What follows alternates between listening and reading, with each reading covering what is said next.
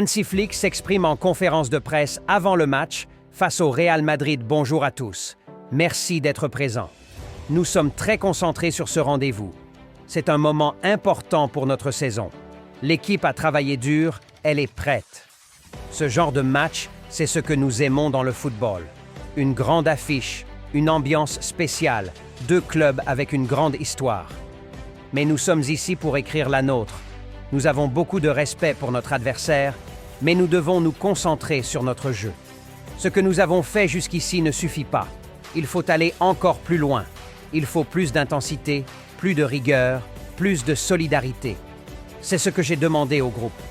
Et je suis convaincu qu'ils sont prêts à répondre.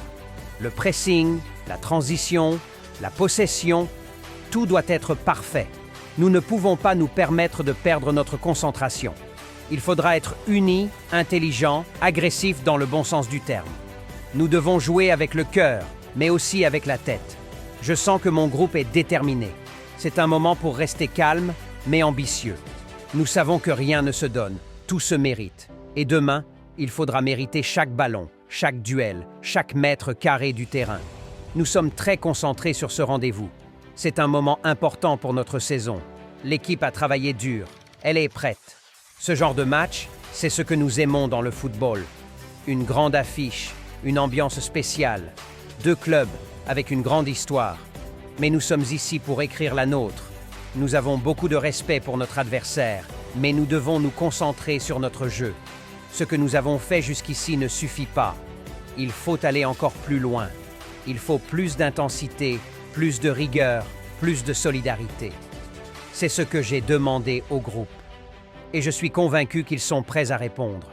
Le pressing, la transition, la possession, tout doit être parfait. Nous ne pouvons pas nous permettre de perdre notre concentration. Il faudra être unis, intelligents, agressifs dans le bon sens du terme. Nous devons jouer avec le cœur, mais aussi avec la tête. Je sens que mon groupe est déterminé. C'est un moment pour rester calme, mais ambitieux. Nous savons que rien ne se donne, tout se mérite. Et demain, il faudra mériter chaque ballon, chaque duel, chaque mètre carré du terrain. Nous devons aborder ce match avec humilité, mais sans crainte. Il faut jouer avec courage, avec audace, avec confiance. Il faut croire en notre identité.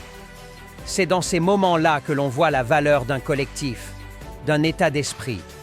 Chacun a un rôle à jouer. Chacun est important.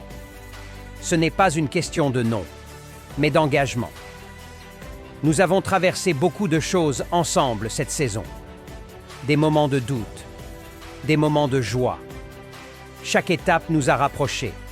Chaque victoire nous a renforcés. Chaque difficulté nous a rendus plus solides. Ce que nous avons construit, ce n'est pas seulement une équipe.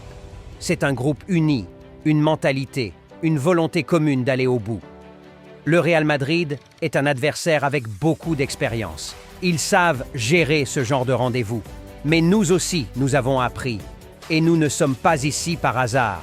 Nous avons mérité notre place et nous allons tout faire pour mériter notre victoire. Rien ne sera facile, mais rien ne nous fait peur. J'ai dit aux joueurs, jouez avec discipline, jouez avec passion, jouez les uns pour les autres. Peu importe ce que dit le tableau d'affichage pendant le match. Ce qui compte, c'est notre engagement, notre capacité à ne jamais lâcher, à toujours croire, à toujours pousser ensemble. C'est une question de mentalité. Nous ne devons pas attendre les erreurs de l'adversaire. Nous devons provoquer les choses, prendre des initiatives, mettre de l'intensité, être présent dans chaque duel, être fort dans les temps faibles, être dangereux dans les temps forts, rester unis dans les moments de tension. C'est là que tout se joue. Le public attend beaucoup de nous, et c'est normal. Ce club a une histoire, mais cette équipe veut aussi écrire la sienne, et cela commence demain. Ce match est une opportunité, une occasion de montrer ce que nous sommes capables de faire, une chance d'avancer encore, d'aller plus loin, et nous allons tout faire pour la saisir. Dans ce genre de match, il n'y a pas de place pour le doute. Il faut de la lucidité, de la maîtrise, du caractère. Il faut répondre présent, être prêt à tout donner, sans calcul. Le football ne récompense pas toujours les plus talentueux, mais souvent les plus courageux, les plus solidaires. C'est ce que j'attends de mes joueurs. Le chemin est encore long, mais chaque match est une marche. Chaque performance est une réponse. Nous avons franchi beaucoup d'étapes pour arriver ici, et nous savons ce que nous devons faire. Demain, c'est un test, mais c'est aussi une grande opportunité de grandir. Alors que les rumeurs et les spéculations autour de l'arbitrage continuent de faire rage, une présence notable manque dans ce tumulte, celle du FC Barcelone. Le club, dans ce moment de crise, a choisi de garder un silence stratégique.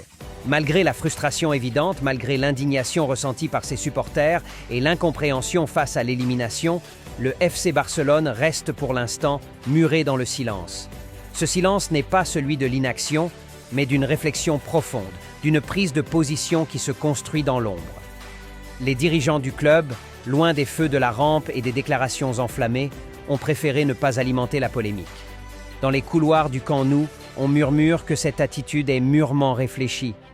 Plutôt que de se perdre dans les accusations publiques ou de se laisser emporter par la tempête médiatique, le club semble vouloir privilégier la voie de la dignité, choisissant de se concentrer sur l'avenir et sur les défis à venir. Une position qui, bien que difficile à comprendre pour certains, témoigne du professionnalisme et du calme qui caractérisent les grandes institutions du football mondial. Mais derrière ce silence, la pression monte. Les supporters, eux, n'ont pas cessé d'exprimer leur colère. Les réseaux sociaux bouillonnent, les médias spéculent sur la réaction du club et chacun attend le moment où Barcelone prendra enfin la parole pour éclaircir sa position. Ce silence, aussi calculé qu'il soit, ne fait qu'accroître les attentes et chaque mouvement ou déclaration future de la part du club sera scruté avec attention. Il y a ceux qui pensent que ce silence cache une stratégie plus large, visant à obtenir une réponse officielle de la FIFA, ou même à préparer le terrain pour des actions futures. Si des mesures doivent être prises par la FIFA, comme le murmure l'idée d'une enquête, le FC Barcelone pourrait choisir de ne s'exprimer qu'une fois ces démarches enclenchées, afin de ne pas perturber le processus en cours. Ainsi, le club pourrait non seulement maintenir son image de respectabilité, mais aussi s'assurer que toute prise de position publique soit pertinente et efficace. Mais cette absence de réaction publique pose aussi la question de la gestion des crises dans les clubs de football modernes. Dans un monde où les médias sociaux amplifient chaque parole, chaque décision, chaque silence, le FC Barcelone montre qu'il sait jouer avec les attentes et les émotions de ses fans. La communication devient un jeu subtil de timing et de stratégie. Les supporters, tout en restant fidèles à leur équipe, doivent naviguer entre l'attente de réconfort et l'exigence de justice. Il est certain que si le FC Barcelone décide de briser ce silence, sa parole aura un poids considérable dans le débat en cours. Personne ne comprend comment le FC Barcelone a pu être éliminé de cette manière. La scène est encore dans toutes les têtes. Un match où tout semblait sous contrôle, où chaque minute apportait son lot d'espoir et de rêves, jusqu'à ce que tout bascule dans l'injustice. Les supporters du club, les observateurs et les experts s'interrogent tous comment une telle élimination a-t-elle pu se produire dans des circonstances aussi controversées? Les questions sont multiples, les réponses restent floues et le sentiment général est celui d'une incompréhension profonde. Le match en question, qui aurait dû être un sommet du football européen, a tourné en un cauchemar pour Barcelone. Comment est-il possible qu'un club de cette stature, avec des ambitions claires et des joueurs déterminés, se fasse éliminer sur des décisions aussi contestables? Comment une équipe qui a montré autant de caractère, de passion et d'engagement sur le terrain peut-elle se retrouver à la merci d'un arbitre dont les choix ont profondément marqué le cours de la rencontre? La controverse sur le pénalty non sifflé sur Lamine Yamal, l'action qui semblait évidente pour tous, a pris une dimension symbolique. Ce n'est pas simplement un échec sportif, c'est l'impression d'une injustice qui frappe en plein cœur du club. Les images et les ralentis tournent en boucle, et chaque vision de cette faute non sanctionnée nourrit un peu plus la colère des supporters. Ce pénalty, tout comme d'autres décisions contestées pendant le match, a donné l'impression que le destin du FC Barcelone était scellé non pas par sa performance, mais par des décisions qui échappaient à son contrôle. Dans les rues de Barcelone, sur les réseaux sociaux, dans les cafés et les bars, l'incompréhension est totale. Des milliers de personnes se posent la même question. Pourquoi, dans ces conditions, le Barça n'a-t-il pas eu droit à sa chance? Pourquoi une équipe qui a livré une bataille aussi digne, qui a tout donné sur le terrain, Se voit-elle privée de la possibilité de continuer son rêve européen? Cette élimination semble bien plus qu'un simple revers sportif. Elle est perçue comme un affrontement.